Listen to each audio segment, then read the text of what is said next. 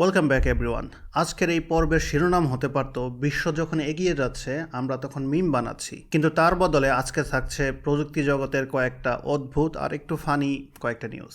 AI chip যুদ্ধ থেকে শুরু করে টিকটকের নতুন মালিকানার নাটক সব পাবেন আজকের এই ভিডিওতে। তাই বসে পড়ুন চা কফি নিয়ে, আর চলুন শুরু করা যাক। ওকে, প্রথমে আসা যাক, যুক্তরাষ্ট্র সারা বিশ্বব্যাপী এআই চিপের নতুন নিয়ম তৈরি করলো, আর নিয়মগুলো বেশ মোটামুটি কঠিন। সারা বিশ্বে আমরা যখন চ্যাটজিপিটি এবং অন্যান্য আরও যে কয়েকটা এআই আছে ওইগুলো নিয়ে আমরা যখন ব্যস্ত, তখন চায়না বাজিমাত করে দিল, তাদের নতুন ডিপসিক পাবলিশ করে।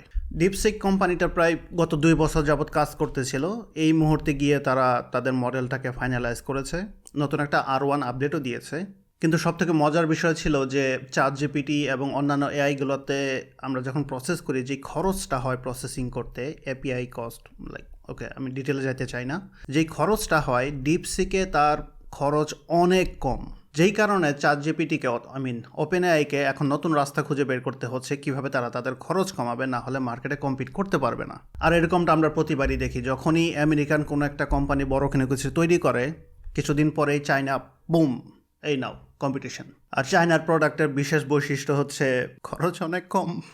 এরকম একটা অবস্থা দরকার ছিল আসলে। আমরা আমাদের প্রজেক্টের ক্ষেত্রেও ওপেন এয়ার প্রোডাক্ট ইউজ করি, স্পেশালি চ্যাটজিপিটি। আর ওদের যে টিয়ারগুলো আছে, পার্সোনাল টিয়ার $20 থেকে শুরু হয়, তারপরে কমার্শিয়াল, তারপরে গ্রুপের জন্য ওরা খরচ আস্তে আস্তে বাড়াচ্ছিল। আর এই পর্যায়ে আমাকেও চিন্তা করতে হচ্ছিল যে তাহলে এটা কিভাবে কিপ আপ করবো। আলটিমেটলি কেউ চায় না যে তাদের প্রোডাকশনে খরচ বাড়ুক। যুক্তরাষ্ট্র ঠিক করেছে নতুন যে এআই চিপগুলো তৈরি হচ্ছে, যেই চিপগুলো এআইকে মাথায় রেখে বানানো, যেগুলো এআই মেশিনগুলোর ক্ষেত্রে বিশেষ পারফরমেন্স দিবে, সেই চিপগুলো কিভাবে চায়না থেকে দূরে রাখা যায়, কোনোভাবেই যাতে চায়নার কাছে এই চিপগুলো না পৌঁছায়। যে কারণে এআই চিপের উপর এই যে নতুন নিষেধাজ্ঞা নিয়ন্ত্রণ যেগুলো তৈরি করতেছে ইউএসএ, সেটার মূল উদ্দেশ্য ধরে নেওয়া যাচ্ছে এটাই, যাতে চায়না এটা থেকে দূরে থাকে। এখন চিপের উপরে কেন ফোকাস?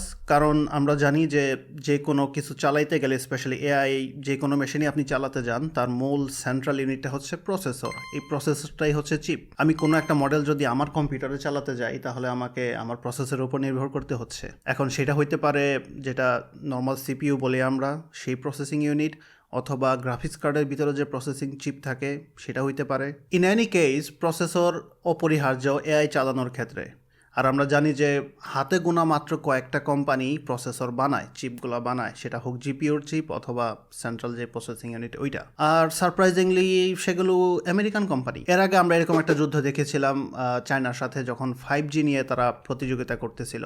হুয়াওয়েকে একরকম এক ঘরে করে দিল ইউএসএ, যাতে কোনো কারণেই কোনোভাবে হুয়াওয়ে 5G অ্যাকুয়ার না করতে পারে ইউএসএর আগে। আর এই নতুন বছরে এসে আমরা সেই যুদ্ধ আবার দেখছি, সেটা হচ্ছে এআই চিপ নিয়ে। কিন্তু যত যাই করেন, কোনোভাবে কি চায়নাকে আটকে রাখা যায়? সে কোনো না কোনোভাবে তার কাজ করেই নেয়। তো নতুন এই নিয়ন্ত্রণের মাধ্যমে 120টিরও বেশি দেশে এই এআই চিপ রপ্তানির উপরে কঠোর নিষেধাজ্ঞা জারি করা হয়েছে ইউএসএ থেকে। তবে এখানে মজার ব্যাপার হচ্ছে 18টি দেশ এই নিষেধাজ্ঞার বাইরে থাকবে। স্বজনপ্রীতির সংজ্ঞাটা যেন কি? আর এই 18টি দেশকে আলাদা করে রাখার কারণ হচ্ছে এই 18টা দেশের সাথে ইউএসএর সম্পর্ক ভালো। ঠিক এই কারণে আপনার একজন ভালো বন্ধু থাকা দরকার, যে আপনাকে সহযোগিতা করবে বিপদের দিনে। এই 18টা দেশের মধ্যে আছে ব্রিটেন, ইংল্যান্ড, জাপান, সৌদি আরব ইত্যাদি আরও কয়েকটা দেশ আছে। নেদারল্যান্ডসের মধ্যে পড়ে। ওকে, তাহলে এগুলো তো হলো ওকে আমেরিকার যে বলয়ের ভিতরে যে দেশগুলো সেগুলো। হোয়াট অ্যাবাউট চীন, রাশিয়া, ইরান? ওদের জন্য ইউএসের একটাই কথা, নো চিপ ফর ইউ। নিজের রাস্তা নিজে খুঁজে বের করো ব্রো। এখন প্রশ্ন হচ্ছে, যুক্তরাষ্ট্র কি শুধুমাত্র নিজের আধিপত্য ধরে রাখার জন্য এই নিয়মগুলো করেছে, নাকি সত্যি জাতীয় নিরাপত্তা এর মধ্যে জড়িত? বিশেষজ্ঞদের মতে এটি মূলত চীনের সামরিক শক্তিকে দুর্বল করে রাখার একটি কৌশল। কারণ এই এআই চিপগুলো বিভিন্ন সামরিক কাজে ব্যবহার করা হয়, সেটা হতে পারে ড্রোনের ক্ষেত্রে, সাইবার হামলা এবং আরও অন্যান্য সামরিক বিভিন্ন কাজে এই এআই চিপগুলো ব্যবহার হয় এবং হবে। এদিক থেকে চিন্তা করলে হ্যাঁ, চীনের সামরিক সক্ষমতাকে দমায় রাখার জন্যই এই সিদ্ধান্ত নেওয়া। তবে এটার কিছু কমপ্লিকেশন আছে, কারণ হোক সেটা সেন্ট্রাল প্রসেসিং ইউনিট সিপিইউ অথবা গ্রাফিক্স কার্ডের ভিতরের চিপ যেটাই হোক, এই সব কিছু তো চায়নার মার্কেটেও ব্যবহার হয়, চায়নার মানুষও এইগুলো কনজিউম করে। এখন আপনি একটা গেমিং পিসি যদি বানাতে যান যেখানে আপনি চায়নাতে বসবাস করেন, তাহলে আপনাকে এই গ্রাফিক্স কার্ড, এই প্রসেসিং ইউনিট, আমেরিকান এই প্রোডাক্টগুলো আপনাকে কিনতে হচ্ছে। কিন্তু যদি মার্কেটে এই প্রোডাক্টগুলোই না থাকে তাহলে আপনি কি কিনবেন? এদিকে এনভিডিয়া, যে কিনা গ্রাফিক্স কার্ড বানানোর জন্য বিখ্যাত, সে বলেছে এই নতুন নিয়মটাকে বলেছে যে এটা সুইপিং ওভাররিচ। সো ক্লিয়ারলি এনভিডিয়া এই নিয়মটাকে পছন্দ করে নাই, কারণ চায়নার মার্কেট হয়তো বা ওরা হারাবে বা কমে যাবে। নট অনলি চায়না, আরও যে দেশগুলো আছে যেগুলোতে এই চিপগুলো রপ্তানি করাকে নিষেধাজ্ঞা দেওয়া হয়েছে, ওই দেশগুলো থেকে যে মুনাফা আসতো এনভিডিয়ার কাছে সেগুলো এখন আর আসবে না। এখন আমি যদি এনভিডিয়ার মালিক হইতাম, আমিও চাইবো না যে আমার কোম্পানির রেভিনিউ এইভাবে কমে যাক। এখন হোক সেটা চায়না, ইরান বা অন্য কোনো দেশ, ওই দেশগুলোতে যারা গেমিং পিসি ইউজ করে তাদের গেমিং পিসির ভিতরে যে চিপগুলো আছে 4090 আছে, ওগুলোও তো আমাদের বানানো। তাহলে আমরা কি এই মার্কেটগুলো আর হারাবো এখন? এইটা হচ্ছে এনভিডিয়ার কনসার্ন। আরেকটা কনসার্ন হচ্ছে অ্যাপল এবং স্পেসএক্স মিলে আইফোনের জন্য স্টারলিংক আনছে। ঠিক যখন ভাবছিলাম যে অ্যাপল শুধুমাত্র তাদের নতুন চার্জিং পোর্ট নিয়ে ব্যস্ত, তখনই তারা ঘোষণা দিল যে তারা স্টারলিংকের সাথে কাজ করছে, যাতে করে আইফোন সরাসরি স্টারলিংকের স্যাটেলাইটের সাথে যুক্ত হতে পারে।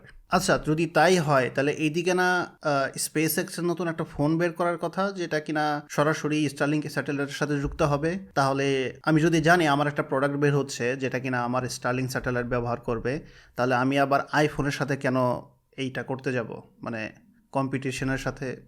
ওকে, এনিওয়েজ, এই খবরটা অনেক আগে বেরিয়েছিল যে স্পেসএক্স থেকে নতুন একটা ফোন বের করা হবে, তবে খুব একটা বেশি দূর আমরা খুব বেশি আপডেট পাই নাই। এই নিউজটা দেখে মনে হচ্ছিল অ্যালন মাস্ক যেন বললো যে আইফোন কিন্তু আরও বেশি স্পেসি। না হইতে পারে আমরা এরপর আইফোনের অ্যাড দেখবো এরকম, অ্যালন মাস্ক দ্বারাই বলবে এটা একটা আইফোন কিন্তু আরও বেশি স্পেসি। ওকে, এই আপডেটের মানেটা হচ্ছে যে আপনি যদি কোনো কারণে আপনার ফোনের সিগন্যাল হারিয়ে ফেলেন, তাহলে আপনার ফোন স্বয়ংক্রিয়ভাবে সরাসরি স্টারলিংকের স্যাটেলাইটের সাথে যুক্ত হয়ে যাবে। তবে এখানে একটা লিমিটেশন আছে যে এটা শুধুমাত্র টেক্সট মেসেজিং সাপোর্ট করবে এই মুহূর্তে। আপনি সেখানে ভিডিও কল করতে পারবেন না, ইন্টারনেটও চালাতে পারবেন না। বিষয়টা মজার না? আপনি একটা আইফোন নিয়ে বসে আছেন কিন্তু আপনি শুধু টেক্সট মেসেজিং করতে পারতেছেন, ভিডিও কলও করতে পারবেন না, ইন্টারনেটও চালাতে পারবেন না। তাহলে আইফোন কিনা লাভ কি? তবে ইন্টারনেট এবং ভিডিও কল যেগুলোর কথা বললাম, এগুলো আসতে আরও বেশি সময় লাগবে, হয়তো অদূর ভবিষ্যতে খুব শীঘ্রই চলে আসবে, যখন আপনি সব কিছু করতে পারবেন।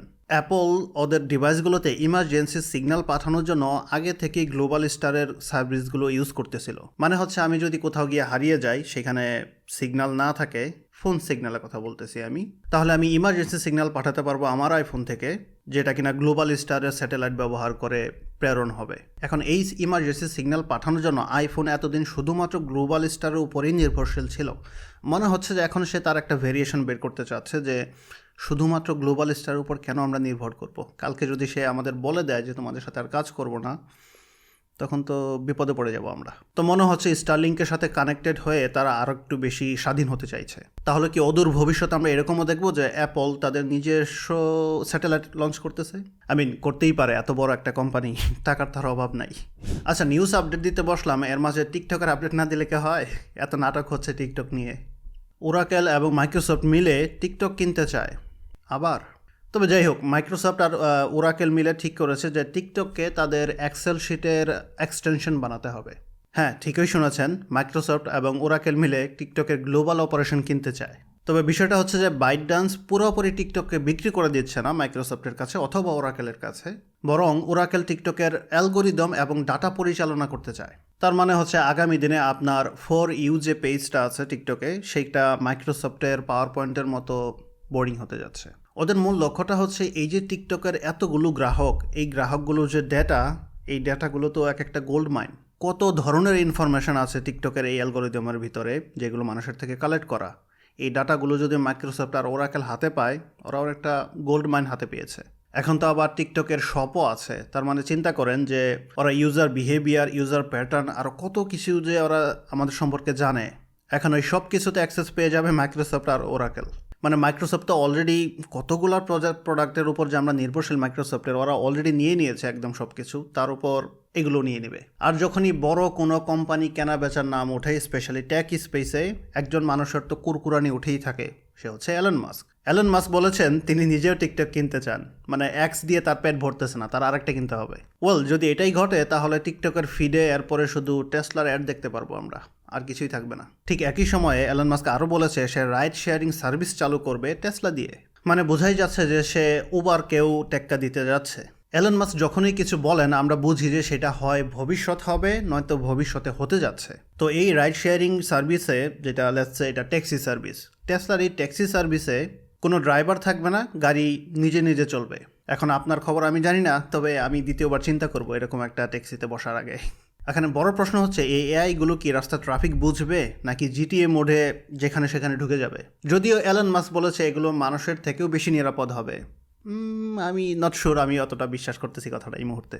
কারণ বাস্তবে এফএসডি এখনও অনেক সমস্যার সম্মুখীন হচ্ছে। এফএসডি মানে ফুল সেলফ ড্রাইভিং, বিশেষ করে বিভিন্ন জায়গায় স্টপ সাইনগুলো বুঝতে পারতেছে না। আর এটা যদি সফল হয় তাহলে উবার এবং লিফটের দিন শেষ। তবে অতটা আশাক্ষুণ্ণ হওয়ার প্রয়োজন নাই, কারণ এই সেলফ ড্রাইভিং ইনফ্রাস্ট্রাকচার এখনও অতটা উন্নত হয় নাই সব জায়গাতে, যেখানে আমরা সব জায়গাতেই উনি এই গাড়ি নামিয়ে ফেলতে পারবেন। হ্যাঁ, একটা দুইটা সিটি টার্গেট করতে পারে যেগুলোতে ইনফ্রাস্ট্রাকচার ভালো, রোডগুলো ভালো, সাইনগুলো খুব ক্লিয়ার, বা সব মিলিয়ে একটা ইনফ্রাস্ট্রাকচার তো লাগে যে এটা চলবে কিভাবে। এখন ইউএসের একটা পার্টিকুলার সিটিতে পার্টিকুলার রোডে আমি যেভাবে এটা ইউজ করতে পারবো সেভাবে তো এটা আমি একটা থার্ড ওয়ার্ল্ড কান্ট্রিতে ইউজ করতে পারবো না। তো কাজেই লেটস সি। আরেকটা বড় সমস্যা হচ্ছে এলন মাস্ক যেটা বলে আমরা সবাই জানি যে সেটা সময় মতো হয় না। তো কাজেই আমরা দেখি কোন দিকে যায় জিনিসটা, পানি কত দূর দৌড়ায়। তো মোটামুটি এই ছিল আজকের এই উইকের সামারি। এর মধ্যে কোনটা আপনার কাছে একটু পাগলামি বা ফানি লেগেছে বিষয়টা, টপিকটা স্পেশালি অবশ্যই জানাবেন। ওরাকেলের টিকটক কেনা, নাকি অ্যাপেলের মহাকাশ যাত্রা, নাকি এলন মাস্কের এই স্বচালিত ট্যাক্সি? যদি আমার কাছে মনে হয় যে এই স্বচালিত ট্যাক্সিটাই একটু বেশি পাগলামি হয়ে গেল, কারণ এর আগে সাইবার ট্রাক নিয়ে প্রচুর একটা হাইপ ছিল, সেই প্রোডাক্টটা কিন্তু এখনও মানে ফাইনালাইজ হয় নাই, অনেক দিন হয়ে গেছে। প্রচণ্ড রকমের হাইপ ছিল যে সাইবার ট্রাক এটা কি একটা জিনিস হবে, কিন্তু আমরা সেরকম কিছুই দেখতেছি না বাস্তবে। অলরাইট, সো এই ছিল আমাদের একটা কুইকলি রাউন্ড আপ। যদি আপনার এই ভিডিওটি ভালো লাগে তাহলে সম্ভাবনা আছে যে আপনার এই পরের ভিডিওটিও ভালো লাগবে, দেখে আসতে পারেন। Bye bye.